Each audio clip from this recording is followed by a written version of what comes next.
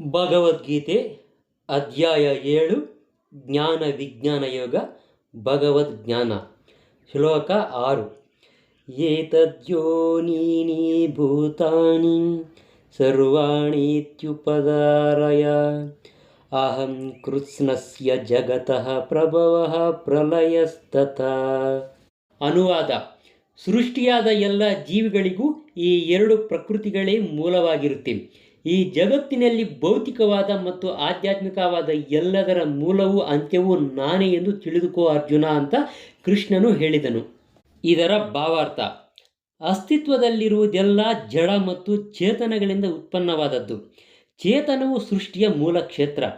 ಚೇತನವು ಜಡ ವಸ್ತುವನ್ನು ಸೃಷ್ಟಿಸುತ್ತದೆ.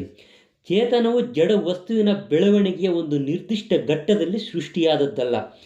ಈ ಐಹಿಕ ಜಗತ್ತು ಆಧ್ಯಾತ್ಮಿಕ ಚೈತನ್ಯದ ಆಧಾರದ ಮೇಲೆಯೇ ವ್ಯಕ್ತವಾದದ್ದು.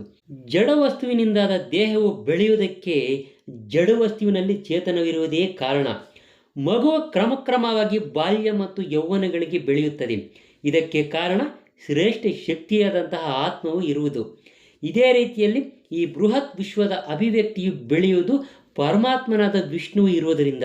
ಆದ್ದರಿಂದ ಈ ಬೃಹದಾಕಾರದ ವಿಶ್ವದ ಆವಿರ್ಭಾವಕ್ಕೆ ಒಂದುಗೂಡುವಂತಹ ಚೇತನವೂ ಜಡವಸ್ತುವು ಮೂಲತಃ ಭಗವಂತನ ಎರಡು ಶಕ್ತಿಗಳು. ಆದ್ದರಿಂದ ಎಲ್ಲ ವಸ್ತುಗಳ ಮೂಲ ಕಾರಣನು ಭಗವಂತನೇ ಆಗಿದ್ದಾನೆ. ಭಗವಂತನ ವಿಭಿನ್ನಾಂಶವಾದ ಜೀವಿಯು ದೊಡ್ಡ ಗಗನ ಚುಂಬಿ ಕಟ್ಟಡ, ದೊಡ್ಡ ಕಾರ್ಖಾನೆ ಮತ್ತು ದೊಡ್ಡ ನಗರ ಎಲ್ಲದಕ್ಕೂ ಕಾರಣನಾಗಬಹುದು. ಆದರೆ ಅವನು ದೊಡ್ಡ ವಿಶ್ವದ ಕಾರಣನಾಗಲಾರನು. ಬೃಹತ್ತಾದ ವಿಶ್ವಕ್ಕೆ ಕಾರಣ ಬೃಹತ್ತಾದ ಆತ್ಮ ಅಥವಾ ಪರಮಾತ್ಮ. ಪರಮೋನ್ನತವಾದಂತಹ ಕೃಷ್ಣನು ದೊಡ್ಡ ಮತ್ತು ಸಣ್ಣ ಆತ್ಮಗಳೆರಡಕ್ಕೂ ಕಾರಣನಾಗಿರುತ್ತಾನೆ. ಆದ್ದರಿಂದ ಪರಮೋನ್ನತನಾದಂತಹ ಕೃಷ್ಣನೇ ಎಲ್ಲ ಕಾರಣಗಳ ಮೂಲ ಕಾರಣಕರ್ತನು. ಶ್ಲೋಕ 7 ಮತ್ತಃ ಪರತರಂ ನಾನ್ಯತ್ ಕಿಂಚದಸ್ತಿ ಧನಂಜಯ ಮಯಿ ಸರ್ವಮಿದಂ ಪ್ರೋತಂ ಸೂತ್ರೇ ಮಣಿಗಣ ಇವ. ಅನುವಾದ: ಓ ಧನಂಜಯ, ನನಗಿಂತ ಶ್ರೇಷ್ಠವಾದ ಸತ್ಯವಿಲ್ಲ.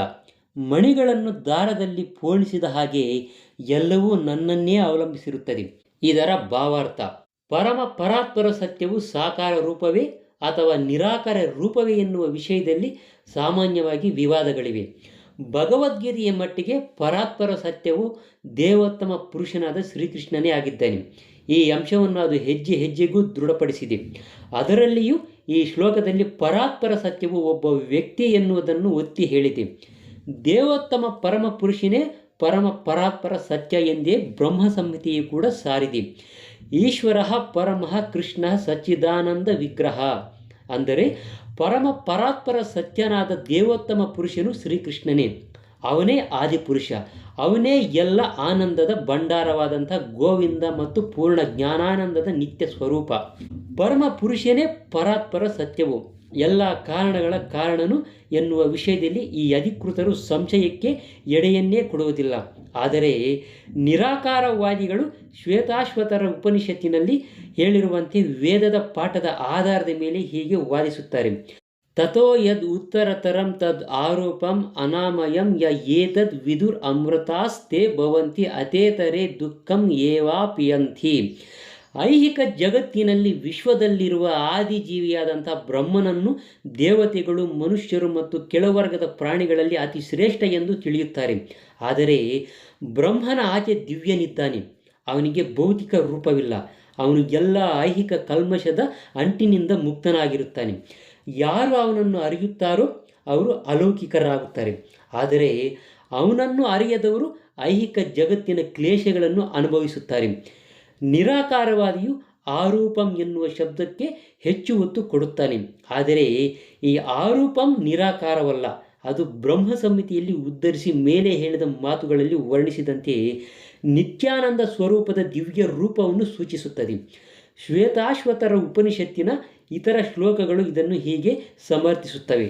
ವೇದಾಹಂ ಏತಂ ಪುರುಷಂ ಮಹಾಂತಂ ಆದಿತ್ಯವರ್ಣಂ ತಮಸಃ ಪರಾಸ್ತಾತ್ ತಂ ಏವ ವಿದ್ವಾನ್ ಅತಿಮೃತ್ಯುಂ ಏತಿ ನಾನ್ಯಃ ಪಂಥಾ ವಿದ್ಯತೆ ಯನಾಯಂ ಯಸ್ಮಾತ್ ಪರಂ ನ ಪರಂ ಆಸ್ತಿ ಕಿಂಚತ್ ಯಸ್ಮಾತ್ ಪ್ರಾಣಿಯೋ ನೋ ಜಾಯೋಸ್ತಿ ಕಿಂಚತ್. ವೃಕ್ಷ ಇವ ಸ್ತಬ್ಧೋ ದಿವಿ ತಿಷ್ಠತಿ ಏಕಸ್ ತೇನೇದಂ ಪೂರ್ಣಂ ಪುರುಷೇಣ ಸರ್ವಂ. ತಮಸ್ಸಿನ ಎಲ್ಲ ಐಹಿಕ ಪರಿಕಲ್ಪನೆಗಳನ್ನು ಮೀರಿದ ಆ ದೇವೋತ್ತಮ ಪರಮ ಪುರುಷನನ್ನು ನಾನು ಬಲ್ಲೆ. ಅವನನ್ನು ಅರಿತವನು ಮಾತ್ರ ಹುಟ್ಟು ಸಾವುಗಳ ಬಂಧನದಿಂದ ಬಿಡಿಸಿಕೊಳ್ಳಬಲ್ಲನು. ಮೋಕ್ಷಕ್ಕೆ ಆ ಪರಮ ಪುರುಷನ ಈ ಜ್ಞಾನವನ್ನು ಬಿಟ್ಟು ಬೇರೆ ದಾರಿಯೇ ಇಲ್ಲ. ಆ ಪರಮ ಪುರುಷನೇ ಅತ್ಯಂತ ಪರಮೋನ್ನತನು. ಆದ್ದರಿಂದ ಅವನಿಗಿಂತ ಶ್ರೇಷ್ಠವಾದದ್ದು ಈ ಜಗತ್ತಿನಲ್ಲಿ, ಈ ಸೃಷ್ಟಿಯಲ್ಲಿ ಯಾವುದೂ ಇಲ್ಲ. ಅವನಿಗಿಂತ ಸತ್ಯ ಬೇರೆ ಯಾವುದೂ ಇಲ್ಲ. ಅವನು ಅತ್ಯಂತ ಸಣ್ಣದಾದಕ್ಕಿಂತ ಸಣ್ಣವನು, ಎಲ್ಲ ಬೃಹದಾಕಾರಕ್ಕಿಂತ ಬೃಹದಾಕಾರನು. ಆತನು ಮೌನ ವೃಕ್ಷದಂತೆ ನಿಲೆಯಾಗಿರುತ್ತಾನೆ, ದಿವ್ಯಾಕಾಶವನ್ನು ಬೆಳಗುತ್ತಾನೆ ಮತ್ತು ಮರವು ತನ್ನ ಬೇರುಗಳನ್ನು ಹರಡುವಂತೆ ಆತನು ವಿಶಾಲವಾದ ತನ್ನ ಶಕ್ತಿಗಳನ್ನು ಹರಡುತ್ತಾನೆ.